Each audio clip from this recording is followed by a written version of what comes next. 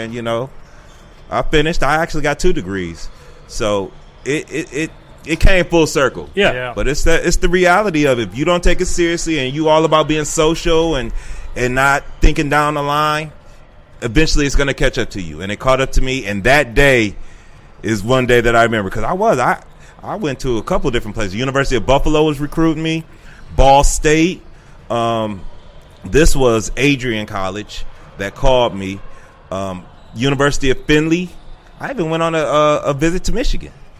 It was a lightweight visit. I wasn't high on their radar, and probably more because I had connections. Mm-hmm. But I went, and I got a chance to kind of see what it was like. But yeah, I got in my own way, and so my encouragement to the kids is don't get in your own way. You got enough obstacles to overcome. Don't be your own obstacle. Yep. Yeah.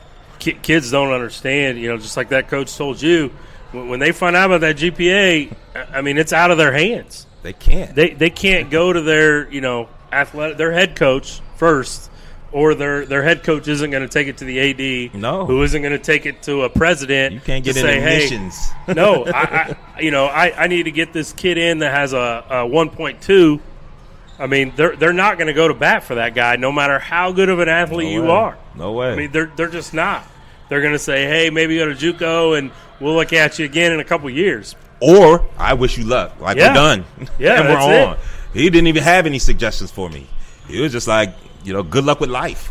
Yeah. Because I got to keep it moving. I got to go find somebody else because I can't work with you. Yeah.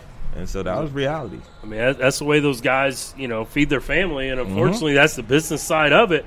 But, those kids that, I mean, I see them all the time that don't come in, and they're coming in as a freshman, and you're like, hey, everything counts now. Everything counts. It matters. Then all of a sudden, they get to be a senior, and they're like, well, why is my GPA so low?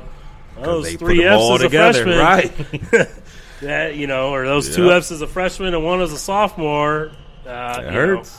It adds up. That's nothing to math. It's a numbers game. Yeah. You got no numbers to work with those Fs. Yeah, we've had multiple coaches come on here and kind of say the exact same thing we're talking about, how important grades are. Also stress as important, as hard as you work on the field, a lot of like the off-season stuff or the workouts, whatever, just as important to get that extra work in with schoolwork. Absolutely. So, we like to emphasize that. Any students that are watching the show, focus on that classroom too. Get that classroom work. We know that athletics is really fun. It's a really cool part of being in school that you get to participate in that. But grades are maybe just as important, maybe even a little bit more, because you gotta do something. If you're not making it to the pro level, you got to do something after you get done. You know what I mean? It's your fallback. So it's a really important thing. So I'm glad you touched on that. Yeah, absolutely. Yeah. Appreciate you sharing that with us and with all the viewers. Just take everything in the classroom serious. Absolutely. We can't emphasize that enough. Yeah. But, you've been coaching for 20 years, started at Huron High School where you graduated, your alma mater. I was fortunate enough to coach at my high school, Grandview High School, for a couple years. So how was that experience being at your alma mater and coaching? It was cool because I also coached under my coach that I played for. Oh, nice. So he called me when he found out that I was coming back to teach, and he was like, yo, come on the staff. And so being on the other side of it, because during college I didn't have much affiliation with sports outside of being a fan and going to the games and whatnot. And so now you go and you see how coaches prepare, you see how they think, how they kind of prepare to put people in positions that, I'm seeing all of that for the first time. Yeah. And so it was a different side of things because, at that point I didn't understand the coaching aspect. I just, I'm thinking call a play, run this way, run that way. And there's so much more to it, and so much more to motivating the kids and what this drill will do. And so it was a good starting point for me because I was familiar with the coaches. I was coaching with coaches that coached me. So I wasn't kind of trying to fit into a brotherhood that I didn't know anything about. It was more of, okay, now instead of teaching me a play, they're teaching me how to set up a play and how to, manipulate a defense and different things like that, because obviously I stayed on the offensive side of the ball. And so it was about 3 years there that I was able to get some. And at one point, we were number one in the state, like AP, no question, because we had the receiver that ended up going to Michigan, and his cousin was a running back, and he went to Notre Dame. Wow. Our whole secondary was sub 4.5 40s.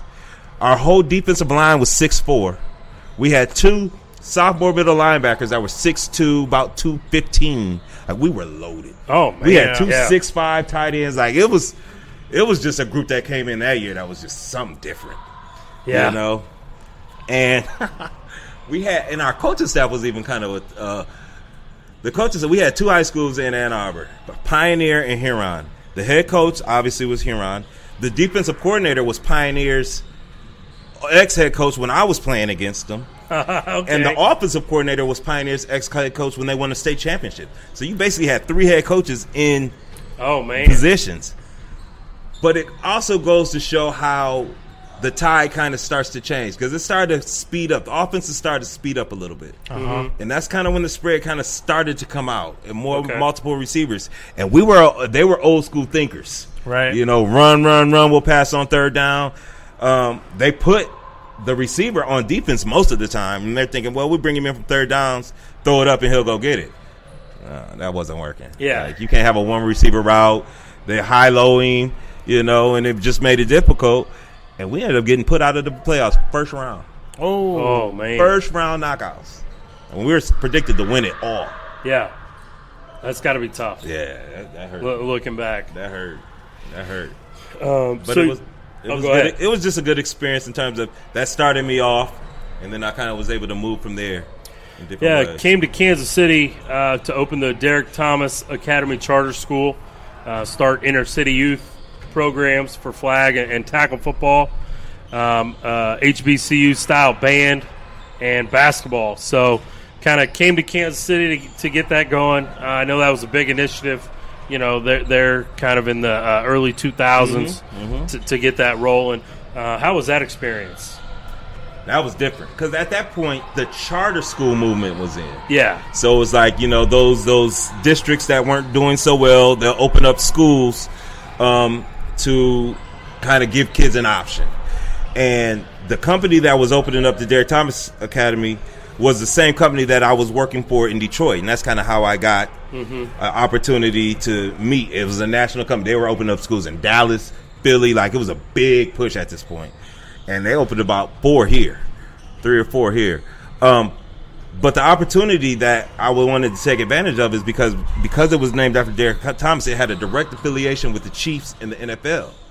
So they wanted to kind of use that combination of saying, okay, you know, the inner city sports is dying down because the kids aren't having opportunities. You know, maybe they can't afford it, their parents can't get them there. So with this school, we want you to start as many sports as you can, and we'll find sponsors for you. And it gives kids an opportunity. So at one point, I was calling it Friday Night Lights. We had a flag football team. This is how it kind of really started. And the Chiefs built us a field, like a little mini football field. And they were with connections with the YMCA. And so we set it up so that the kids could play on Fridays right after school, so parents didn't have to come and bring them. And it was still through the YMCA league, but then we wanted to have atmosphere to it. So one of the teachers there played in the band at Lincoln University. And so the HBCU style band is kind of like the movie Drumline. You know, it was that kind of performance kind of band.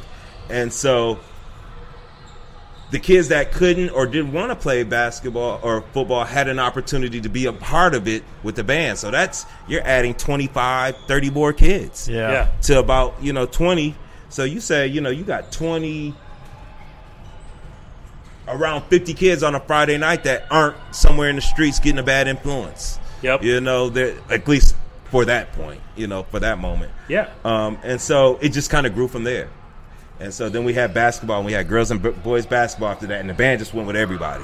Yeah. And so that was great. And what the peak of it was for me was the charter school that I helped open in Detroit had the similar kind of situation. And I knew the principals. So we got it together to whereas I brought the Derek Thomas Academy, and we took a bus trip and went to Detroit. And so we spent a weekend in Detroit where we got in there on a Friday morning and they went to school with the kids, and so they sat in classes and different things because that school was performing very well academically. Mm-hmm. And I wanted my kids to see, what it looked like to have some good academic rigor. There was definitely times of foolishness in my school that it was like, all right, fellas, all right, people, let's. Yeah. But this school was more established, and so they had a better system going on. So. We during the day we went to school, but then afterwards we had like an all-star weekend style kind of activity. Okay. So we had a battle of the bands because they had a band just like us. So we started off with a battle of the bands. Then we had a 3-point shootout. Their school versus our school. They got some little mini rims. We had a dunk contest, and then we had a game afterwards. And that kind of ended up being the weekend. But it was a good opportunity for kids from different regions to be able to see them doing similar things. Mm-hmm. And they kind of got motivated by each other from doing different stuff. And our kids really, I think the academic piece for them was good because they really kind of got a chance to see some kids that were focused and doing what they needed to do in the classroom. So this whole sports thing kind of, the social part of it was cool, but that lesson from me was like, it's another side that you got to be able to do too. And so we weren't going to be able to do that trip if we didn't have that part to it. So yeah, but that was the Derek Thomas experience, and I mean it was because this was my first time coming to Kansas City to live. My mom's from here, so I would visit, but they were flying me in to do press conferences and like there was a lot. We were talking to a lot of big time companies like HOK. Are you guys familiar with HOK? I'm not. They're the stadium building company. They built, okay. And so they're down in the River Market. Well, they sponsored the band. And so kind of setting up meetings with those type of opportunities. People really trying to, Johnson and Company, people were really trying to reach out and kind of give to the community to kind of make things. And the 5 years that I was there, the kids really had a good time and were able to do a lot of things and have a lot of opportunities. And I'm going to be honest. I think I saved some lives. You're not going to get them all. Yep. But just staying in touch with kids and seeing them move on and knowing them from then and where they're at now. Yeah. Those experiences they don't forget. And they tell you that they don't forget them. And sometimes that could be one of those motivations that sends them in the right direction. Did Derek Thomas's name affiliated with that? You feel that made your job a lot easier meeting with HOK, meeting with all these big corporations? I mean, did that? I mean, how much of a part was that? Do you think? Absolutely. Because we worked so tightly with the Chiefs that they kind of sent our names to different people, and so those meetings, they were calling us for meetings. We had one event. We had like a luncheon where we invited a lot of different companies and said, okay, this is what we're wanting to do. And after that, they just started reaching out to us and say, let's set up a meeting. Like we went in there to HOK for the meeting and, we kind of put it out on the table and he kind of closed the folder and kind of started talking about, all right, like how much do you need? That's all awesome. Right. And then started talking about something else. Like he wasn't even thinking about like having to figure it out. He was going to give. Yeah. Maybe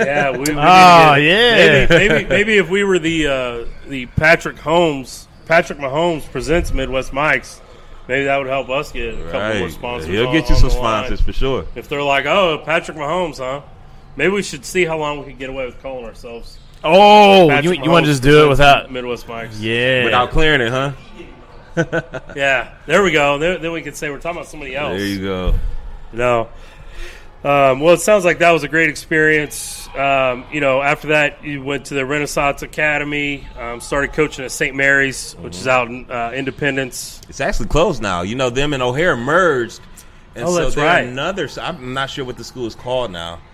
But they got a big time. That defensive end, were you at the last A-10? Yeah. The one that was dominating the one-on-one. I know who you're talking about. Yep. He goes to that school. Okay. Yeah. Yeah, he was at that A-10. I remember, like, seeing him that day, and I'm like, man, this kid needs to move to Prairie Village. Yeah.